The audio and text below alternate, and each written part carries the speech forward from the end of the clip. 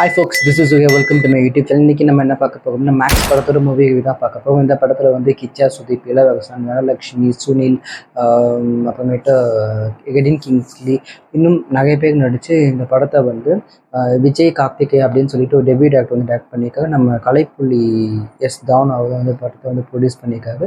அஜினேஷ் லோகநாதன் வந்து மியூசிக் வந்து கம்போஸ் பண்ணியிருக்காரு. இவர் யார் அப்படின்னு வந்து பார்த்தீங்கன்னா நம்ம காந்தாரா படத்துக்கு இவர் தான் மியூசிக் டேரக்டர். காந்தாரா மட்டும் கிடையாது, பல படத்துக்கு மியூசிக் பண்ணியிருக்காரு. பட் காந்தாரா கொஞ்சம் ஃபேமஸான படம், அதெல்லாம் நான் ரெஃபரன்ஸாக சொன்னேன். ஸோ இந்த படத்தோட ட்ரெய்லர் பார்க்கும்போது இந்த படம் வந்து கொஞ்சம் நல்லா இருக்கும் அப்படின்ற ஒரு எக்ஸ்பெக்டேஷனை கிரியேட் பண்ணிச்சு. ஸோ தானு சார் ப்ரொடியூஸ் பண்ணியிருக்காரு. ஸோ டேரக்டர் வந்து ஒரு தமிழ் ஆள் அப்படின்றதுனால இந்த படம் வந்து ஒரு டப்பிங் படம் பார்க்குற மாதிரி இருக்காது, ஒரு தமிழ் படம் பார்க்க ஒரு எஃபெக்ட் தான் இருக்கும். ஏன்னா இளவரசெல்லாம் நடிச்சிருக்காங்க, வரலட்சுமி நல்லா நடிச்சிருக்காங்க அப்படின்னும் போது இது ஒரு தமிழ் படம் மாதிரி தான் இருக்கும் அப்படின்ற ஒரு எக்ஸ்பெக்டேஷனும் இந்த படத்து மேலே இருந்தது. ஸோ இந்த படம் கண்டிப்பாக நல்லா இருக்கும் அப்படின்னு ஹோப் இருந்துச்சு. ஸோ அந்த ஹோப்புக்கு ஏற்ற மாதிரி இந்த படம் நல்லா இருந்துச்சா நல்லா இல்லையா பார்க்கலாம்.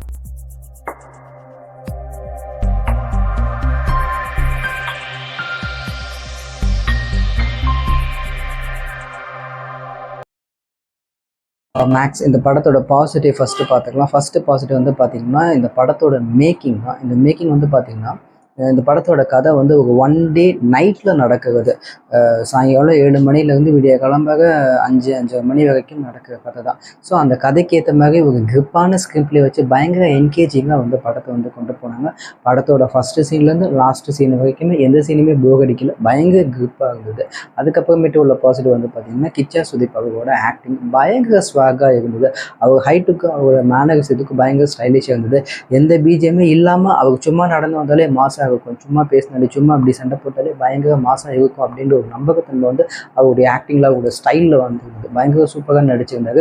இந்த ஆள் வந்து எத்தனை பேர் வேணாலும் நடிப்பாங்க, இந்த மேக்ஸுங்கிற கேரக்டர் எத்தனை பேர் வேணாலும் நடிப்பாங்க, கேரக்டர் அந்த மாதிரி தான் அப்படின்னு சொல்லிட்டு நம்மளை நம்ப வைக்கிற மாதிரியான பர்ஃபார்மன்ஸை வந்து கொடுத்துருந்தாரு.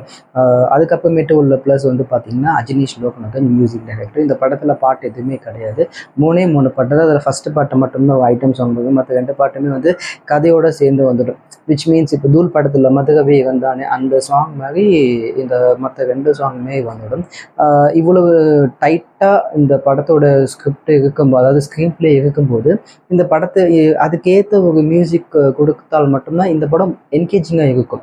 அப்படி இல்லை அப்படின்னா லைட்டாக போர் அடிக்க ஆரம்பிச்சிடும். இந்த படத்துக்கு என்ன தேவையோ அது அந்த சீனை எப்படி எலிவேட் பண்ணணுமோ அது வந்து இவரோட மியூசிக் மூலமாக பயங்கரமாக வந்து பண்ணியிருக்காங்க. ஸோ மியூசிக்குமே பயங்கர ப்ளஸ்ஸு. அதுக்கப்புறமேட்டு வந்து பார்த்திங்கன்னா கேஸ்ட் அண்ட் க்ரூ இந்த படத்தில் நடித்த எல்லாருமே வந்து அவ்வளோ அழகாக நடிச்சிருந்தாங்க. இந்த கேரக்டருக்கு இவங்க தான்ப்பா சூட்டபிள் ஆவாங்க. போலீஸ் ஒருத்தர் நடிச்சப்போ யார் அப்படின்னு வந்து பார்த்தீங்கன்னா கேஜிஎஃப் படத்தில் ஒருத்தர் பியூன் பய ஆஃபீஸ் பய ஒருத்தர் அவரும் இந்த படத்தில் நடிச்சிருக்காரு. ஸோ அவங்க மாதிரி மற்ற எல்லா துணையும் கதாபாத்திரங்கள் நகேன் சார் நடிச்சிருக்காரு, கரெக்ட் நகேன் சார் நடிச்சிருக்காரு. ஸோ மற்ற எல்லா துணை கதாபாத்திரங்களுமே அவங்களுக்கு கொடுக்கப்பட்ட கோலை கரெக்டாக பண்ணியிருக்காங்க. இவங்க இந்த கோவில் நடிச்சது தான் கரெக்டு அப்படின்ற மாதிரி நமக்கும் பார்க்க முடியுது. அதுக்கப்புறம் மட்டும் நெகட்டிவ் வந்து பார்த்திங்கன்னா இந்த படத்தில் நிறைய லாஜிக்கல் மிஸ்டேக்ஸ் இருக்குது. ஆனால் நான் லாஜிக் மிஸ்டேக்லாம் பார்க்க மாட்டேன்ப்பா, எனக்கு ஒரு படம் பார்க்கணும், பார்த்து ஜாலியாக என்ஜாய் பண்ணிட்டு வரணும் அப்படின்ற மாதிரியான ஆளாக நீங்கள் இருந்தீங்கன்னா உங்களுக்கு இந்த படம் கரெக்டாக இருக்கும்.